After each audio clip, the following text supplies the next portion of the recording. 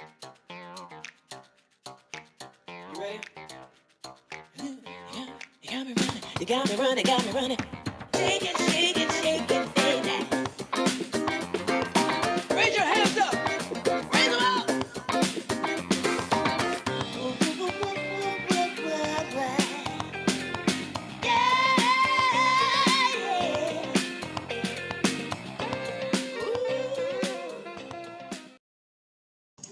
All right, good morning, everybody. Welcome to the Forex Trading Asia Daily Currency Call. This is episode 314, 17th of June, 11 a.m. right now, GMT plus 8 in Singapore.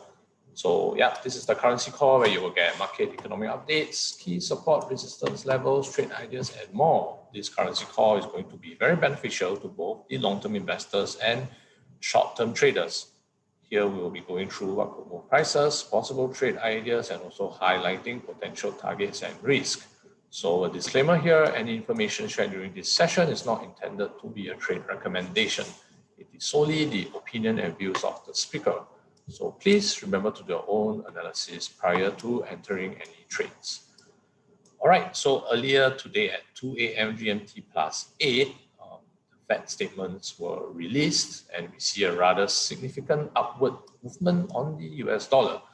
So yesterday, Kim Hong, our currency analyst, shared a little bit about what to look out for, specifically the dot plot and the taper talks. So let's welcome him back here again to have his views on the aftermath of the release of the statement. Kim Hong.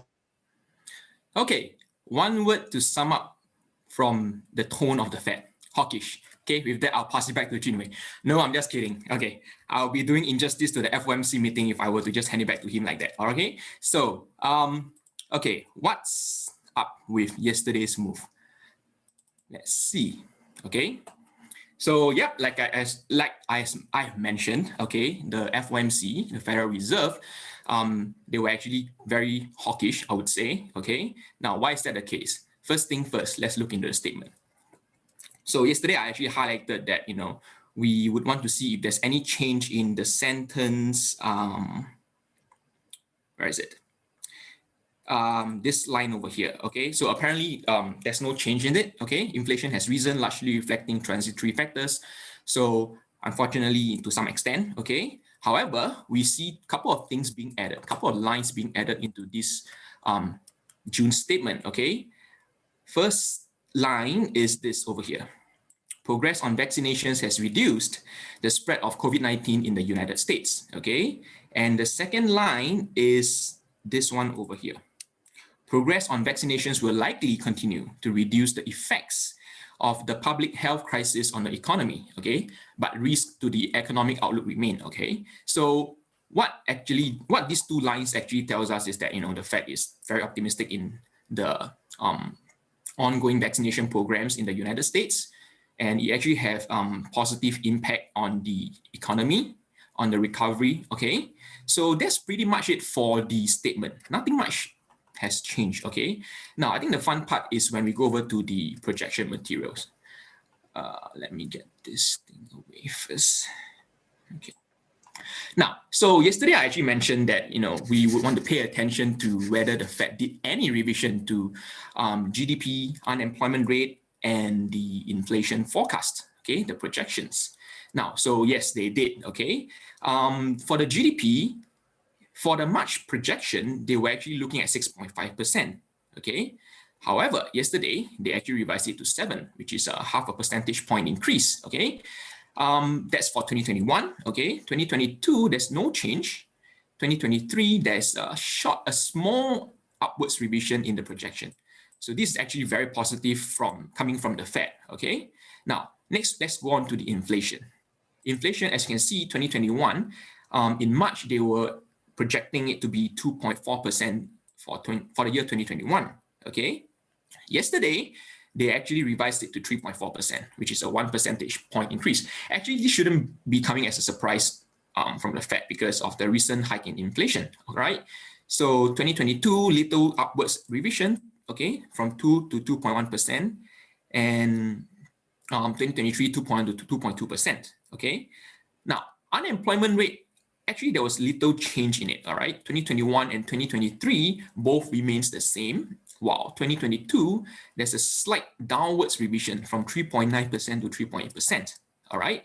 So overall, I would say that this projection material, this economic projections coming from the Fed is actually quite hawkish. It's actually quite optimistic about the recovery of the economy in US, all right? Longer run wise, everything remains the same because it's probably too early right now to talk about, the future economic performance, all right? So that is for the economic projections coming from the Fed. Now, next thing is probably the main, I would say the key player is the dot plot, all right? So I actually, due to readability issue, okay, I actually put like 2 dot plots side by side in this case. We see March over here, all right? The March projection and the June projection. Now, yesterday I mentioned that we should pay attention to 2023, okay? But however, we are just going to look at 2022 first, all right? Now, we see that in 2022, for the March projection, 4 members actually projected an increase in interest rate hike in 2022. However, coming to June's forecast, which is yesterday, 1, 2, 3, 4, 5, 6, 7. 7 members actually projected an increase in interest rate in 2022. Now, this is actually a slight hawkishness, I would say, coming from the Fed. Okay, 2022 done. Let's look at 2023. We see that in 2023, okay,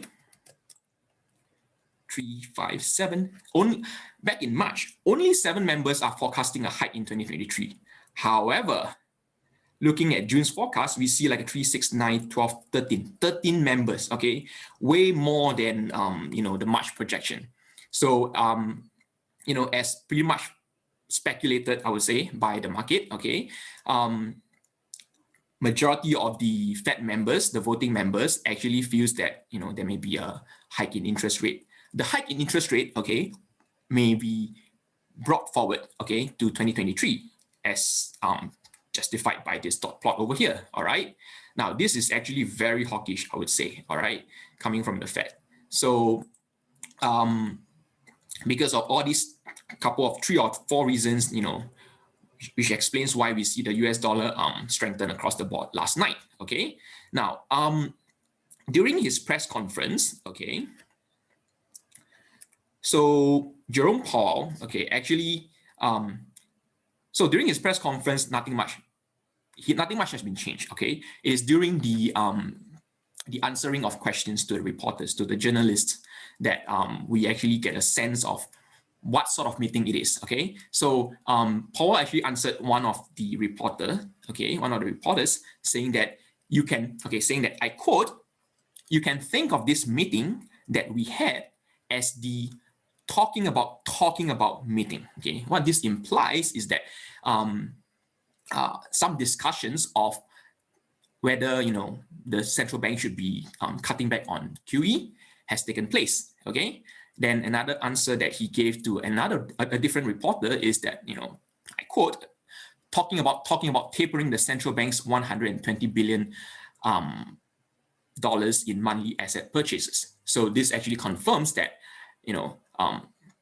QE easing discussion has been carried out during this meeting, okay? But they did not provide us with a clue as to when the QE tapering will, the QE easing will take place, okay? But we can actually expect, okay? We can actually expect it to be, I'm not sure when, but we can actually expect that it will definitely take place in the near future.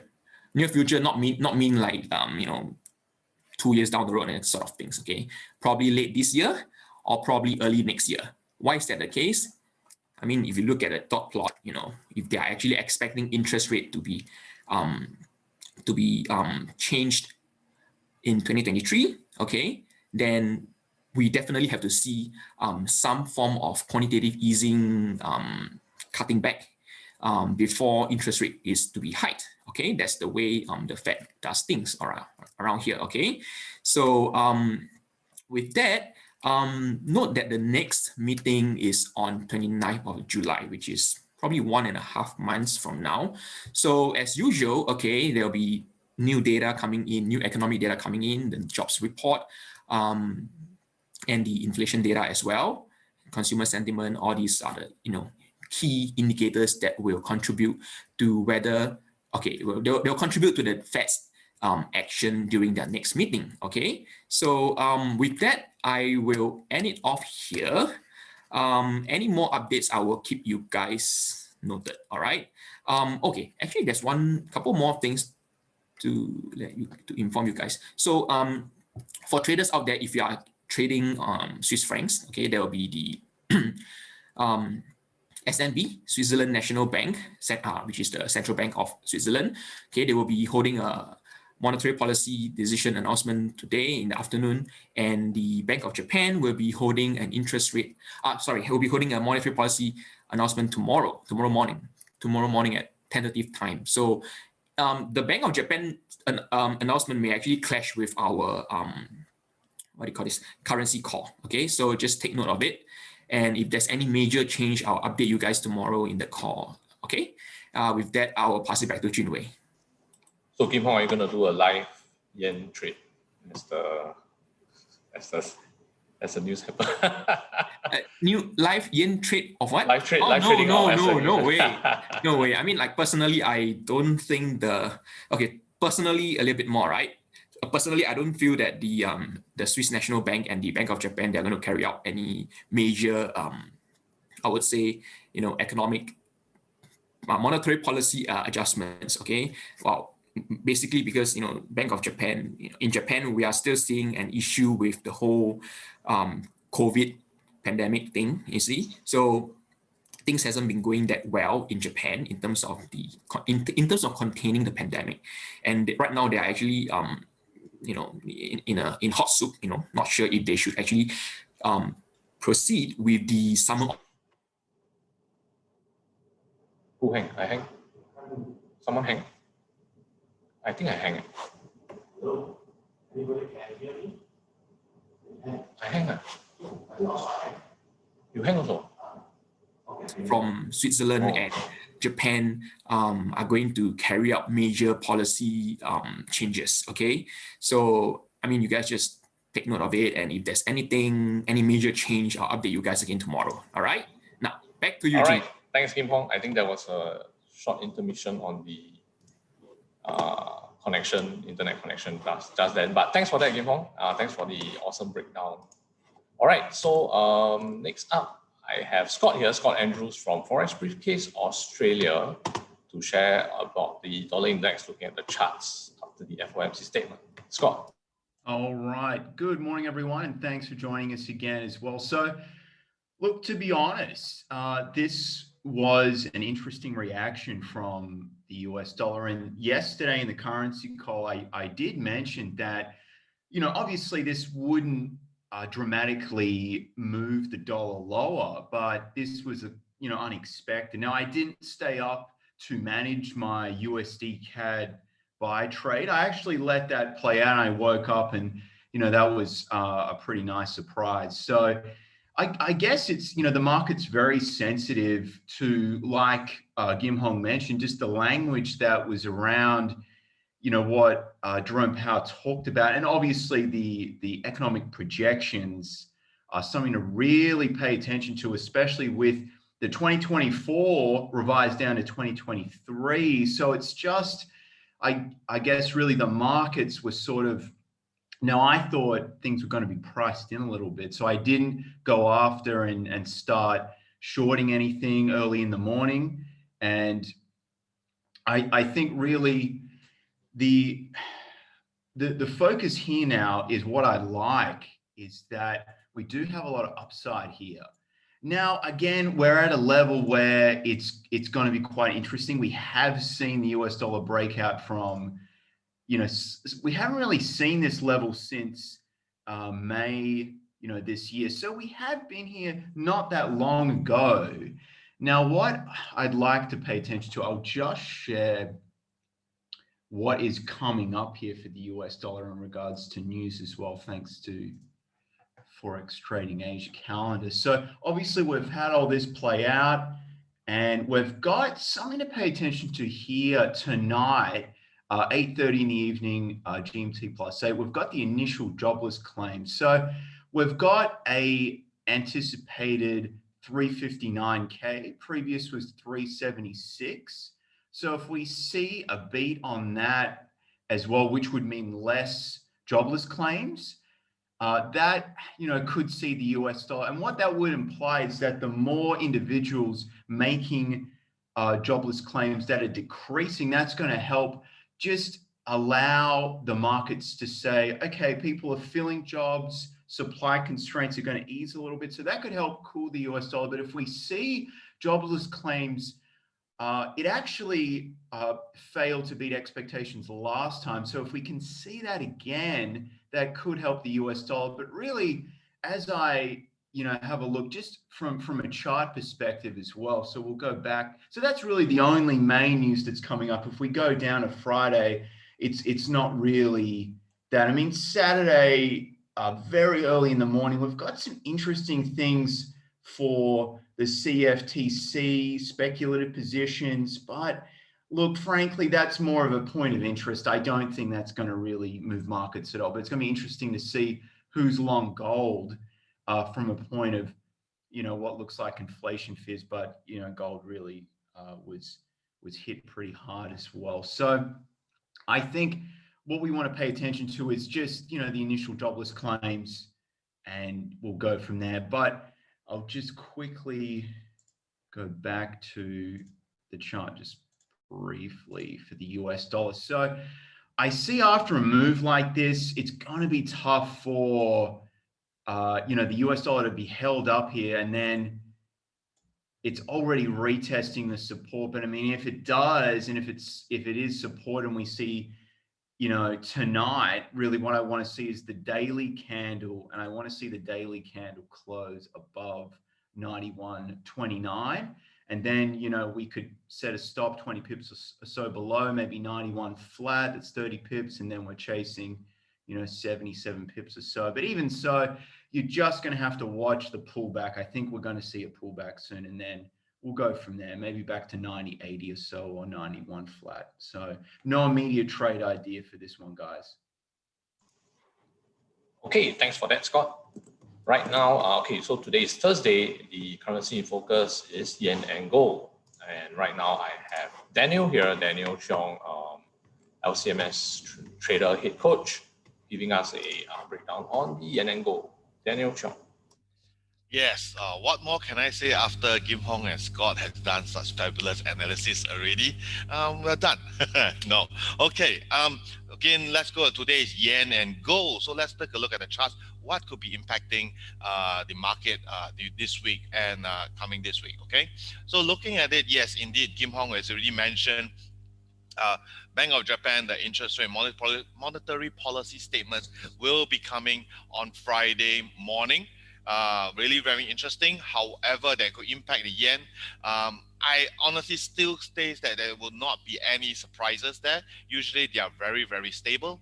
The Fed gave a surprise early this morning, which is a real surprise about talking about really bit hawkish. I was personally thinking that it's going to be same with all the central banks. No news at all. Everything status quo.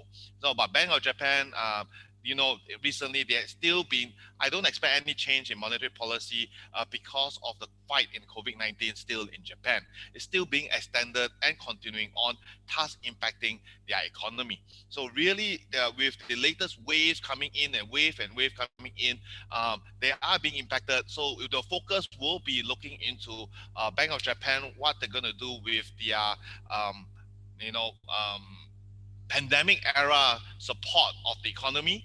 Are they going to taper it down? Are they not? Then that will be the surprise. But however, with the economic banking of the economy, I don't think that's going to happen.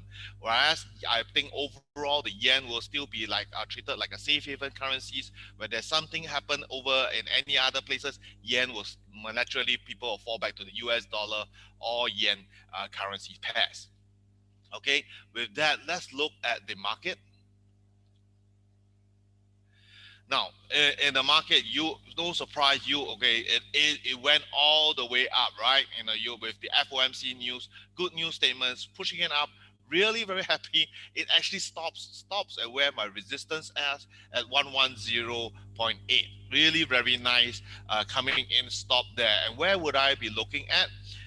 Looking at this with the FOMC coming in and the Japan monetary policy coming in as well with no changes, my take will be that it will probably be moving across within the today, moving across within the resistance zones. And if there's no major change in policy, I firmly believe that it will probably move up.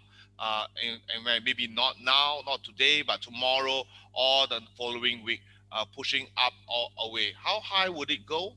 Oh, in fact, I have not even put in put in my resistance zone here. This will be somewhere here. Let me place it here. Apologies. Hey, give me a minute. If that's the way. And I have something, one here and probably another one this level where it's really supported a zone here, right? Coming in. So looking at this here, where would I put it? I think it will, if it breaks above a zone, okay, breaking above a zone intermediate level, I would believe it will break to go above to 112.3. It is possible target, but with the recent fluctuation in the market itself, I would go for, if it breaks above here, go for a quick 60 to 80 pips of take profit target with a stop loss just below the my resistance 110.8. There will be about 40 pips stop loss here. So about 80 pips take profit, 40 pips stop loss. A possible hawkish statements with the hawkish statements from the FOMC and most likely no change in the Japanese monetary policy. I firmly believe US will strengthen against the yen and continue to push up. Okay, now with that, let's look at the euro yen. In fact, this euro yen really very nice. It actually planned as it goes down, push all the way down, as was what we talked about in the coaching live trading session yesterday. It pushed down to 132.5, and now you can see it has been supported really very nice here. Okay, can you see it here being supported as a resistance and also as a support level zones quite often here. I'm going to say that it's going to happen to be the same here, and it's going to push up or up as well. How high would it go? Okay, how high would it go? Let me zoom it in, easier to see. Looking at this chart right now, I think it's going to push up. Okay, push up. It could push higher up to 133.5, right? 133.5. Bear in mind, yeah, I think so. If it goes above 132.9, okay, 132.9. If it goes above 132.9, you could be looking for a 50 pips take profit for a possible 30 pips stop loss, a possible trade idea where you could look for this trade number. Okay, that's what I'm looking for. Euro yen. And then last of all, for pound yen, very interesting because pound inflation has been doing very good, about 2.1%. You look at last month, 2.1% data, really good. However, compared to pound yen coming all, is still having like a channel pushing down, has been trying to break above the channel. So looking at this right now, I will probably stay, I will be looking at a possible push up with a no change on Friday, and maybe next week it could possibly push higher up. However, you don't know that the UK is having a slightly extended lockdown period, but economic data looks good.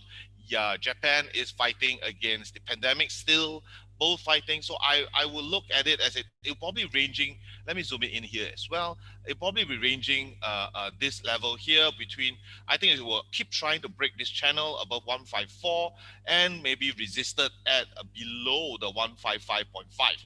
So in this case, I would think that probably to stay out. If you look at a trade in yen, you have US yen and euro yen to probably trading there. So probably stay out right now, a tight range, unless again, I say long term, if it breaks above the resistance zone, then we'll probably be looking for a possible trade there. Okay, and last of all, right now, gold. Now, gold have been talking about it, resisted at and with the talk by the FOMC US dollar just strengthened, everybody rush to sell gold, holding on to US dollar, kick strip all the way to the next support zone level of 1813.9.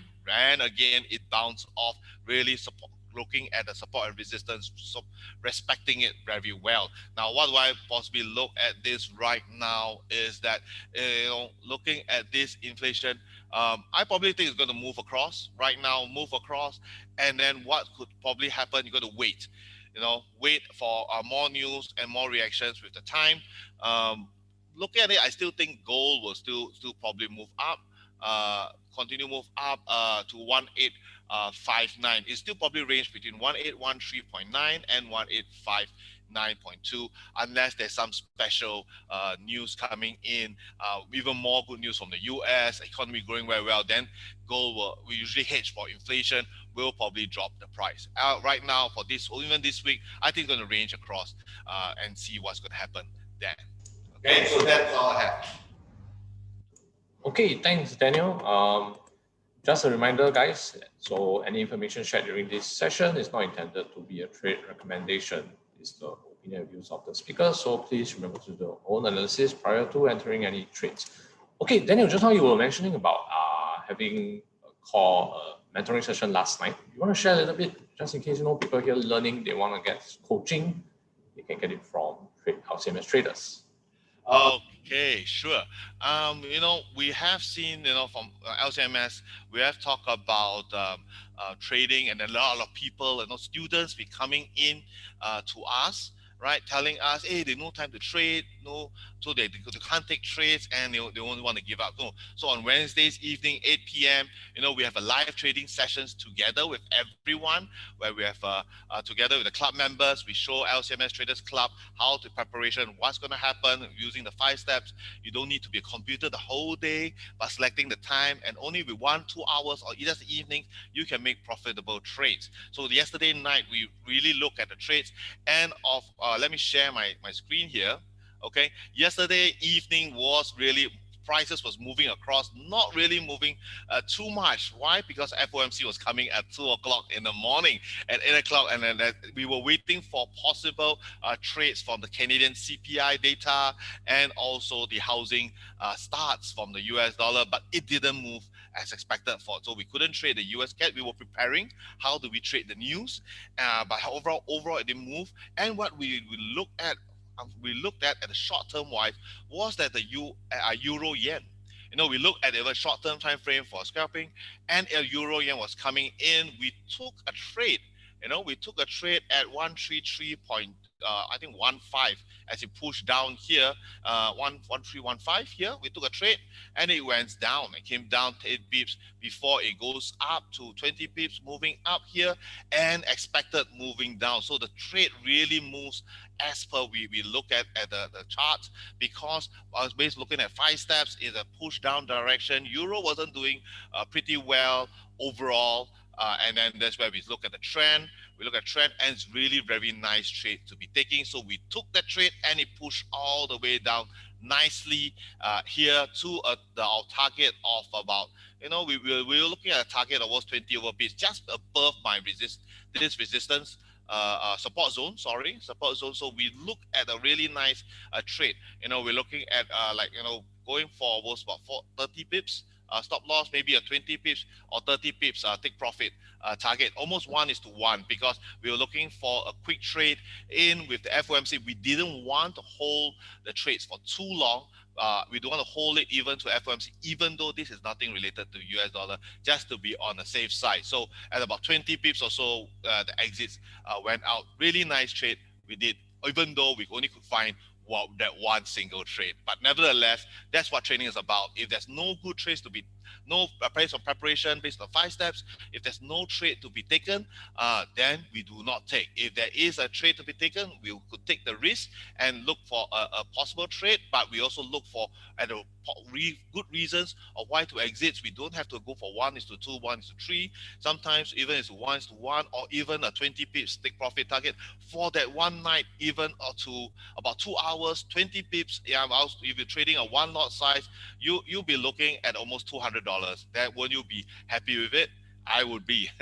So yeah, that's what we did for the live training session. So if anybody who's interested in signals, in learning a community, forex community trading together, and also to join with the coaching sessions, group coaching sessions on Monday and on Wednesday, live training sessions, do join the LCMS Traders Club. The link will be pasted on the chat group there.